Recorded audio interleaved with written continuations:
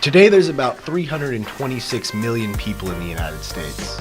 The population is not quite half and half men and women, with 162 million men and 166 million women. Meanwhile, about 22% are older, the baby boomers, ages 53 to 72, and 19% are the new younger generation, Gen Z, ages 7 to 21. Hey guys, welcome back. Sorry for the wait. I know vlogs are supposed to be what, like daily? Life's tough. Anyway, this is Reach's Predictive Vlog Episode 2, and we're talking consumer targeting. But like I was saying, the median age in the United States is currently 37 years old, with a life expectancy of 78 years. And also, wait a minute.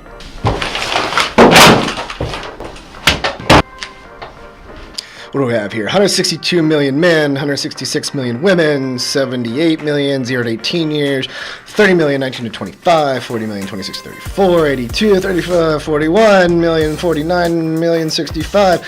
Median age is 37. There's so many generations. Baby boomers, Gen X, Gen Y, Gen Z. There's so much data and so many ways to look at it. Okay. So what's the point? Here's the point. In marketing, you need to know who is most likely to want your products and who isn't. This is the entire point of consumer targeting. We want to reduce waste at every turn and reach just the right people as often as possible. The reality is, most people are not going to be your customers, and even many people that you think aren't. You might be thinking, I know my audience and I segment accordingly, but what we see is too many marketers still target poorly. As marketers, we assume too much about people that doesn't turn out to be true. We make decisions that the data doesn't back up because our gut tells us it's the best option. This is where data science predictive marketing comes in.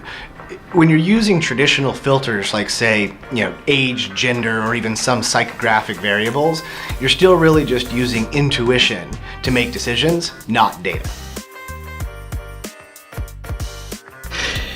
To truly figure out what sets your customers apart in the market, you can't just assume that you sell to, some persona like, say, crunchy yoga moms. Turns out only some of these people are gonna love your brand, right? The rest of them, you're wasting your money marketing them. A lot of them, they were never gonna become your customers anyway. Sorry. Here's the thing, even when you use basic filtering, it's usually not enough. There's still way too much waste. In marketing, the ROI is razor thin, and it's way too easy to tank your campaigns with marketing to bad targets. So how do you target consumers better? Let's go talk to one of our account executives and see what he has to say about what we're seeing in the market and what people are doing right and what people are doing wrong when it comes to predictive marketing. Let's go.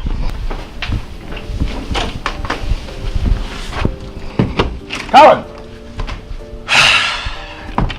Colin!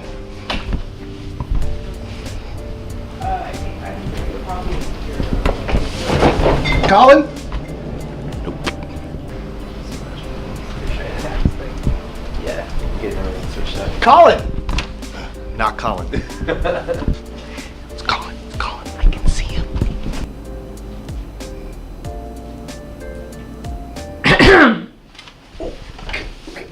Interview. Sorry. So we're talking with Colin about consumer targeting. First thing we want to know, what are people doing right? What are people doing wrong? Sure, so one of the first things we see is companies with a lot of customers that want to upload their entire customer base, hundreds of thousands of consumers. That'll point you in the right direction, but predictive modeling is the most effective and valuable when you're looking at a really unique group of people. The more unique, the better. So it's important to try and identify subsegments of the database that are going to be a little bit different naturally.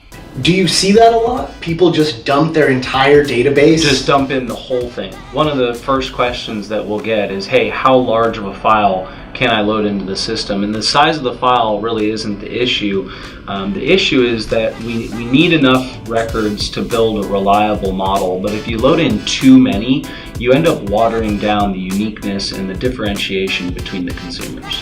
So when do you want to do response modeling versus lookalike modeling? That's a great question, Ben. Ultimately, it depends on your company's priorities and a decision that they'll need to make. Depending on whether you're trying to maybe reactivate old customers, maybe you're trying to expand your universe with net new, or maybe you're just trying to grow business in general. Depending on where those priorities lie, we can help you determine which one's going to provide the best area for opportunity. And actually, building the predictive model can help you determine where the greatest area for opportunity lies. If you build a lookalike model and it turns out that your customers just aren't that unique, you might be better off digging through the leads that you already have. On the contrary, if your customer is very unique and you're a national brand, odds are we can help you identify consumers that are most likely to become your next customer because they share the same attributes as your existing customers. Ultimately, hunting is better in some seasons and farming is better in others. How about goal setting? Like, do you see people setting clear goals and metrics when using predictive marketing and doing advanced targeting? The more specific, the better, so that ultimately you'll be able to determine how much you benefited from the campaign. If you've got loose metrics, you're going to get loose results. If you set specific guidelines of what sort of actions you want these consumers to take, it's going to be much easier to determine whether this campaign was a success or not. What if you don't have readily available industry benchmarks, or past campaign data? One of the best parts about using data is that you'll actually have a rough estimate before you even run the campaign of how much better these consumers are. Another option would be to run a random file. So you'd run two lists, one with consumers that we've identified to be a good fit based on the data, and another that is completely random. Random should give you a baseline average. You'll also be able to determine how much better they are compared to random, even if you're using a couple anecdotal filters. How do you know when to scale? You'll want to start with a big enough volume, a reasonable volume, in order to determine that it's profitable and scale from there. One thing we always suggest to clients that are just getting started is to start with an initial test campaign that's going to be large enough to prove scalability. You know the modeling's working if the campaigns are profitable because we're using data to find these people. It's not luck, it's a strategy. If you start small, that's fine, but once you've tracked results, you'll want to measure how profitable they are and continue to scale from there. If you start with 50,000 prospects and the campaign's profitable, you'll want to double at least, put yourself at about 100, 150,000. If that's profitable, continue to scale. If at any point you're getting results that don't look like they're profitable, that's when you want to stop and just reassess how we can continue to optimize the campaign for best results. Hey, thanks as always, guys, for watching. If you like this video, leave us a comment or find us on Twitter, and we'll see you next time.